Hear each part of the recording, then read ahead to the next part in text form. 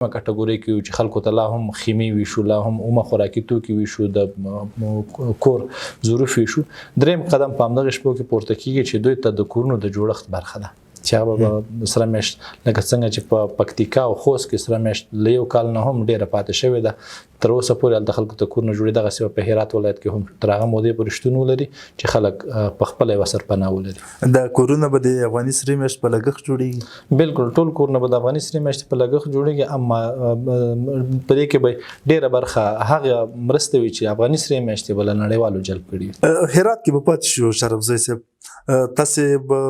ما مخکې ویلې چې لومړنۍ اداره ستاسې وه چې هلته ورسېده. په هرات کې اوس وضعیت څنګه دی؟ 13 ونې هم زلزله شوې وه. څومره خلکو ته اوس موقتي یا لنډمهالې سرپناهې برابرې شوي دي؟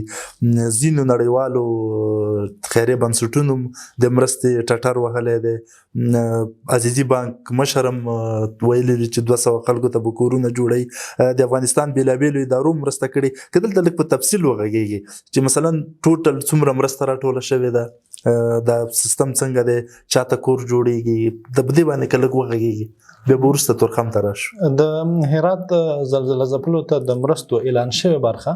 تقریبا یو څه ډېره ده، په دې معنا باندې چې ډېرو خلکو اعلانونه کړي، اما را رسېدلې برخه بیا هغومره نه ده کومه چې اعلان شوې ده. مثال روپۍ ټولنې اعلان کړی دی، د ځینو لویدیځو هېوادونو اعلانونه، جرمني بالکل ډېرو لویدیځو هېوادونو اعلانونه کړي دي، اما د هغوی مرسته تر اوسه افغانستان ته نه رسېدلې. د هغوی مرسته په کلار را رسېږي، ترتیبېږي، پلانېږي، بیا هېواد ته داخلېږي. خو کومې چې په کور دننه ادارې دي یا په کور دننه له ادارو سره له وړاندې همغږې ادارې دي، د هغوی مرستې را رسېدلي چې ډېرې په خوراکي توکو غیر خوراکي توکو باندې هم مشتملې دي. یوازې ځینې نهادونه شته ده چې په هغې کې افغاني سره میاشت هم شامل ده چې نغدي مرستې هم تر اوسه په سیمه کې ویشلې دي. د دولت له لوري، د ځینو اشخاصو له لوري او د ځینو نهادونو له لوري په سیمه کې د کورونو د جوړښت پروسه هم پیل شوې ده. لا هم هڅه روان ده چې نورې پروسې په دې برخه کې پلي شي، اما افغاني سرې میاشت تر اوسه پورې د کورونو د جوړښت په برخه کې اقدام نه دی کړی. ځکه افغاني سرې میاشت چې کله هم کورونه په یوه سیمه کې جوړوي نو له پلان سره سم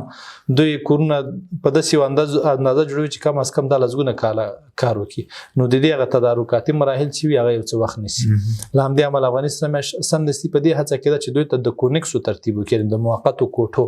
تر څو دغه کوم ژمی چې اوس راتلونکی دی د دغې ژمي په شپو کې دوی ته تکلیفونه ونه رسېږي. خو له هغې وروسته یا د دغې کونکسو له ویش سره سم به بیا د کورونو د جوړښت برخه هم مخکې وړي. په ټوله کې اړتیا ډېره زیاته ده چې هلته وګړو ته کورونه جوړ شي، ځکه په زرګونه کورونه هلته نړېدلي دي یا کلي زیانمن شوي یا جزئي.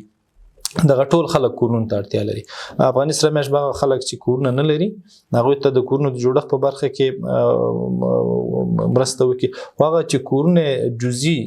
ړنګ شوي هغوی ته بیا نغدې مرستې ورکړي تر څو هغوی خپل کورونه په خپله پرې ورکړي. دا کومې بهرنۍ مرستې چې راغلي دي یا مثلا د افغانستان ځینې ادارو مرستې وکړي، دا د افغاني سرې میاشت په لاس یې وکړي که نه هر چا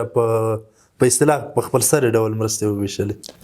په دې کې دواړه برخې شامل دي. ډېرې نهادونه او اشخاص داسې وو چې په خپله لاړه سیمې ته. اول ته چې کوم کمیسیون جوړ شوی دغه کمیسیون له طریقه چې په هغې کې افغاني سره میاشت هم غړیتوب لري، دوی اقدام وکړ او په یو څه لاس پورې کړ. خو افغاني سره میاشت چې خپل کوم فعالیتونه ترسره کړي دا په بشپړه خپلواکۍ باندې د هېڅوک د دې په امورو کې مداخله نه کوي. بیا له سرې میاشت ځینې اشخاص یا ځینې ادارې شته چې همغږي لري، هغوی خپلې مرستې سرې میاشتې ته ورکوي او سره میاشت بیا د هغوی مرستې په سیمه کې مصرفوي. اوس هلته بشري ناورین رامنځته شوی، اوس حالت څنګه دی هرات؟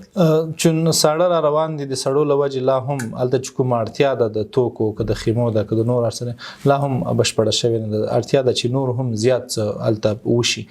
خو کومه چې بیړنۍ اړتیا وي هغه تکمیل شوې ده. خلک اوس په خیمو کې ځای په ځای شوي دي، دوی ته هغه لومړني توکي چې باید یو څوک ولري او ژوند پرې تېر کړي هغه تهیه شوي دي، خو دا چې دوامداره توګه باندې دوی د ژوند لپاره سهولتونه ولري په دې کار روان دي.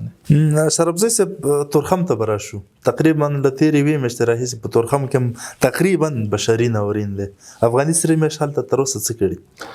له کومې ورځې نه چې له پاکستان هېواد څخه په جبري ډول د کډوالو راایستل پیل شوي دي، له هماغې ورځې په تورخم کې افغاني سرې میاشت شتون لري. په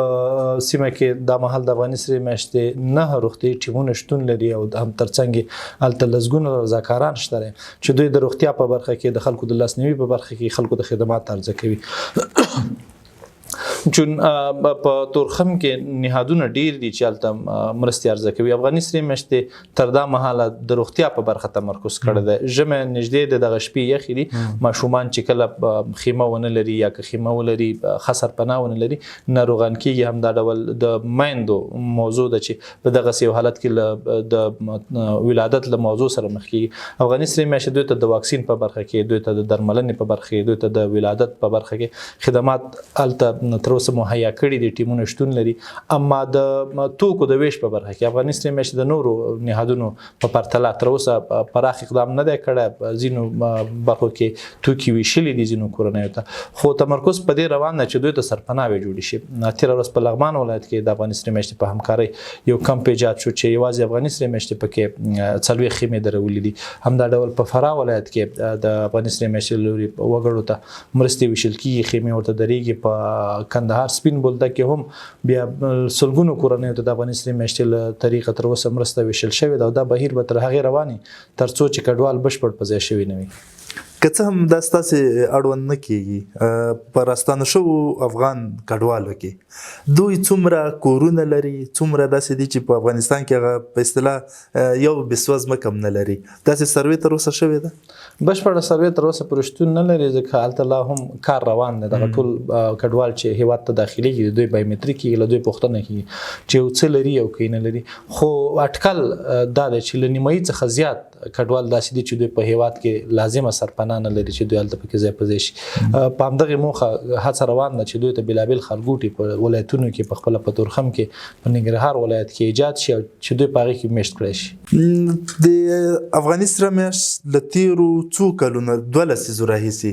د هغو ماشومانو درملنه هم کوي چې په زړه کې سوري لري.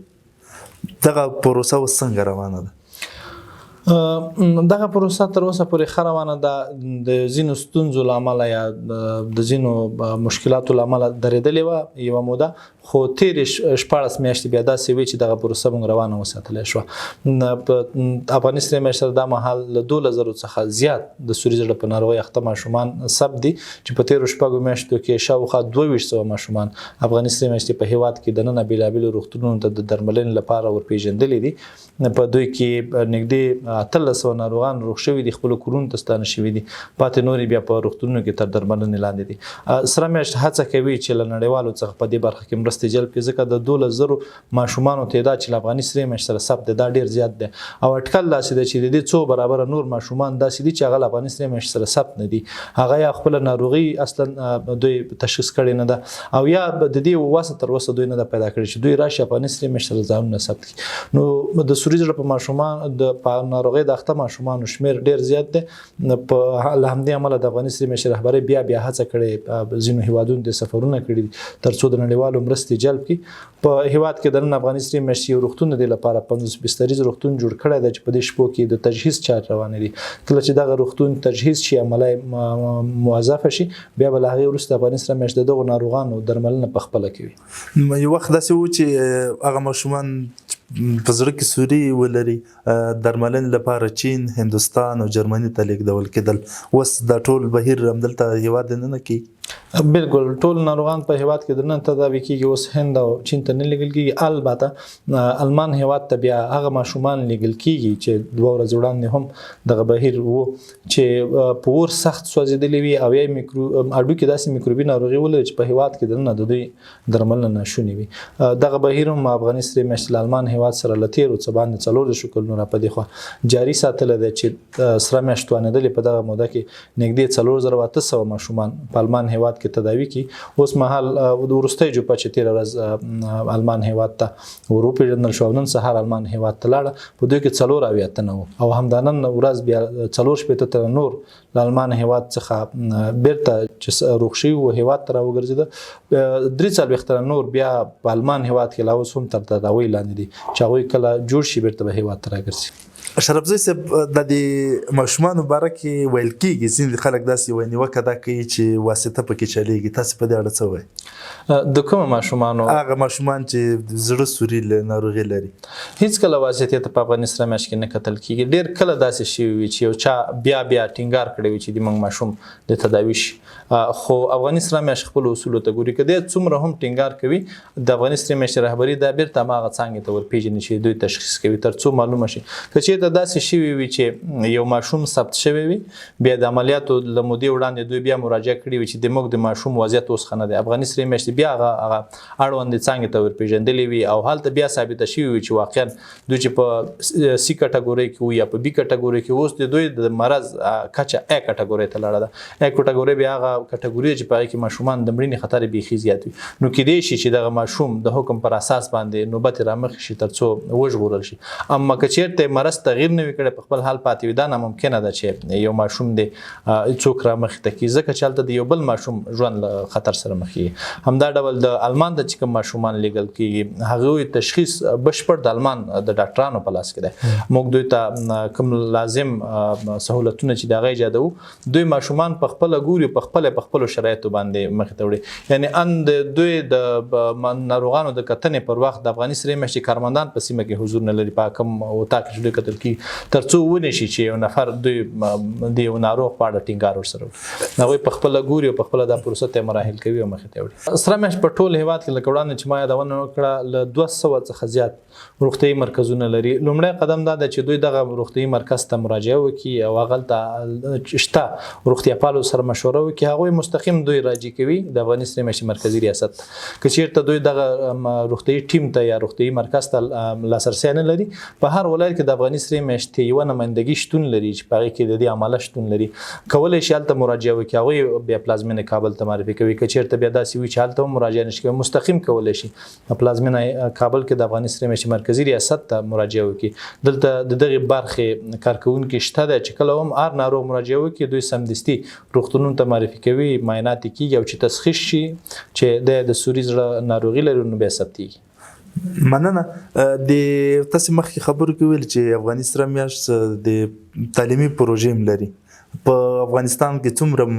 اوسمهال څومره تعلیمي مرکزونه لري افغانستان میاشت درکړې ده چې په هیواد کې پوهې ته ډېره ستره اړتیا ده علم ته ډېره ستره اړتیا ده له همدې امله په ټول هیواد کې 36 ښوونیز مرکزونه ایجاد کړي دي چې په هر ولایت کې شتون لري او په پلازمینه کابل کې بیا 4 ښوونیز مرکزونه دي په دغو مرکزونو کې هغه بېوزله ماشومان چې نشي کولی په خپلو ښارونو کې په خپل لګښت باندې د انګلیسي او ریاضي او فزیک همدا ډول اسلامیاتو د لیکو لوست زده کړې وکړي دوی ته زده کړې ورکول کېږي البته دا شرط نه ده چې په دې کې کوم بل څوک نشي کولی تر ډېره پورې تمرکز په دې ده چې د بېوزلو کورنیو غړي وي خو که چېرته له بېوزلو کورنیو ور اخوا د نورو کورنیو غړي هم مراجعه وکړي افغانستان میاشت په دغو مرکزونو کې دوی ته زده کړې ورکوي یعنې دا یوازې ښوونیز مرکزونه دي مکتبونه نه دي بلکل دا ښوونیز مرکزونه دي هغه زده کړې دوی زده کوونکو ته ورکوي چې دوی په بازار کې د هغوی د کولو وس نه لري په هیواد کې له دې څوک سترګې نشي پټولی چې د فقر کچه بیخي ډېره ده په هیواد کې به داسې میلیونونه داسې خلک وي چې هغوی 3 وخته ډوډۍ ته لاسرسی نه لري موږ یو هیوادوال غواړي چې د سرې میاشتې نه مرسته ترلاسه کړي که هغه خوراکي توکي که نغدي مرسته وي تاسې تشخیص شته چې په کومو ولایتونو کې ډېره اړتیا ده ژمی سخت ژمی را روان دی د راتلونکي ژمي ته مو پلانونه څنګه دي سره میاشت چې کله مرستې تنظیموي دوی مرستې د سیمو په برابر تنظیموي په دې معنی چې دوی له وړاندې ارزونه کوي چې په کومه سیمه کې د مرستو د کولو اړتیا ده کومه سیمه سږکال وچکالۍ ځپلې ده کومه سیمه سیلابونو ځپلې ده کومه سیمه بیا د نورو طبیعي افاتو ښکار شوې ده هماغې سیمې ته خپلې مرستې رسوي داسې ډېر کم کوي چې خلکو ته فردي مرستې ورکړي عموما سیمه ګوري هلته عمومي مرستې اړتیا وي هلته مرستې رسوي د راروان ژمي لپاره هم د افغانستان میاشتې ټیمونو چې کومه ارزونه کړې ده په هغې کې ولایتونه او سیمې مشخصې شوي دي چې په دغه په هغوی کې سیمې او ولایتونه مشخص شوي دي چې په دغه سیمو کې به افغاني سره مرستې کوي. د ژمي لپاره تابعه روانه ده، اما چون هغه توکي چې افغاني سره مرستې له ځان سره لرل د هرات د زلزلې په مورد کې ډېر زیات وکارول شو. اوس موږ هڅه کوو چې خپل ګودامونه بیرته ډک کړو تر څو د ژمي په شپو کې که چېرته طبیعي پیښه رامنځته کېږي هغه سیمې چې له وړاندې پلان شوي دي هغوی ته مرستې ورسوو. شرابزی صاحب په هیواد کې دقیق شمیر راتن دی معلوم، خو زرګونه هغه ناروغان دي چې په رواني ناروغۍ اخته دي. افغاني سره میاشت د دوی د درملنې مرکزونه لري. اوس مهال دغه ناروغان چې په رواني ناروغۍ اخته دي کوم اسانتیاوې ورته برابر شي او څومره ناروغان د تاسو په روغتونونو کې تر درملنې لاندې دي؟ افغاني سره میاشت د مهال په هیواد کې 4 د رواني ناروغانو ستر مرکزونه لري چې پای کې یو په هرات کې ده چې سلګونه نارینه او په یو بل مرکز کې بیا سلګونه ښځینه ناروغان تر درملنې او ساتنې لاندې دي. همدا ډول په کندهار ولایت کې، په هرات په جلال آباد ولایت کې او په پلازمینه کابل کې په دغه ټولو مرکزونو کې ښځینه او نارینه په جلا ډول باندې ساتل کیږي او د دوی درملنه کیږي. تر اوسه پورې چې افغاني سره میاشت په تیر یو کال کې هغه ناروغان چې دوی ته مراجعه کړې ده بیرته له 5,000 څخه زیات دي چې تداوي شوي دي او بیرته خپل کورونو ته ستانه شوي. البته هغه چې په خپل په دغه مرکزونو کې دا مهال شتون لري دا شاوخوا 800 نفر دي چې په دې مرکزونو کې اوس تر درملنې لاندې دي. هر میاشت چې کوم ناروغان جوړیږي هغه بیرته خپل کورنیو ته سپارل کیږي. دغه بهیر همداسې جریان لري. او خو چون وړاندې افغاني سره میاشت یوازې په پلازمینه کابل کې د ښځینه‌و لپاره او په هرات کې د نارینه‌و لپاره او د ښځینه‌و لپاره مرکز درلود. تیر کال افغاني سره میاشت وتوانېده چې په جلال آباد او په کندهار کې هم دغه ډول مرکزونه رامنځته کړي. د افغاني سره میاشتې هڅه ده چې په کندوز کې او همدا ډول په پروان کې په پکتیکا ولایتونو کې هم دغه ډول مرکزونه ولري تر څو د یو زون په کچه چې کوم ناروغان د هغه ته جلب کېدل د تداوي وشو خپل کورونو ته ستانه شي. دا بهیر څنګه دی؟ یو ناروغ تر څومره وخته پورې په روغتون کې بستر ناروغ ته کتل کیږي؟ کله چې ناروغ جوړ شي لاغي وروسته خپل کورنۍ ته سپارل کیږي. داسې سلګونه ناروغان مونږ لرو چې هغه د دې چې خپل کورنۍ ته تکلیف نه ورکوي اما رواني مشکلات لري هغه ته موږ په خپل کورونو کې درمل ورکوو. هغه هر جمعه یو ځل مراجعه کوي، موږ دوی کتنه کوو، درمل ورته تغییروو او بیا بیرته خپل کورونو ته راځي. حکم ناروغان چې بیا د افغاني سره میاشتې رواني ناروغانو په مرکزونو کې ساتل کیږي دا هغه ناروغان دي چې خپل کورنۍ ته تکلیف ورکوي نو دوی تر هغه مودې پورې وي چې کله دوی جوړ شي او بیرته خپل کورونو ته ستانه شي. داسې یو ارقام شته په افغانستان کې د 42 کلنې پرله پسې جنګونو، مهاجرتونو، د یرغلونو د بیلابیلو عواملونو له امله څومره افغانان په رواني ناروغۍ اخته دي؟ داسې دقیقه سرشمېرنه شته وي؟ د رواني ناروغۍ دوه اړخونه دي. یو هغه اړخ دی چې یو شخص بل ته تکلیف رسوي او په ټولنه کې تعامل نشي کولی. دی په هغه کچه کې نه دي چې کوم نړیوال ښي. یو بیا هغه دي چې طبیعي د خپله ځورېږي دی او یا د کورنۍ ډېر بعضو غړو ته سره د تشدد رویه کوي. د تشدد په رویه کې چې کوم احصایه ښودل شوې ده دا له 10 میلیونو څخه لوړه ده. یعنې په دې معنا باندې په هره کورنۍ کې 2 او 3 تنه رواني مشکلات لري. اما هغه چې نورو ته تکلیف ورکوي خپل کورنۍ ته تکلیف ورکوي دا غو شمیر بیا دومره نه دی. هغه ممکن تر میلیون پورې نه وي. دا یو ناروغ چې راځي د پروسه ټوله وړیا ده، د درملنې د بستر هر څه وړیا دي؟ بالکل دوی د ټوله د پروسه په وړیا توګه د افغاني سره میاشتې لوري تهیه شوې ده. د دوی د ساتنې ټول لګښتونه دوی ته دلته د اوسېدنې چې کوم بستر لازمي دی هغه دوی ته خوراک، دوی ته هر ورځ تازه میوه ورکول، دوی ته درمل ورکول، د دوی ساتنه، د دوی وینځنه، د دوی پاکول، د دوی لپاره د لوبو سامانونه، دوی ته تفریح امکانات برابرول دغه ټول افغاني سره میاشتې په خپل غاړه اخیستي دي. ځکه افغانستان یو غربت ځپلې ټولنه ده او دلته که دغه د کورنۍ غړي موږ بیرته په کورنۍ باندې بار کړو نو د هغوی وسه نه کېږي. دې ته طبیعي ده چې افغاني سره میاشت له دغې خلکو سره مرسته کوي، دغه برخه هم په خپله غاړه اخیستي. په دې رواني ناروغیو کېدای شي ډېر لاملونه وي خو یو بیکاري هم ده.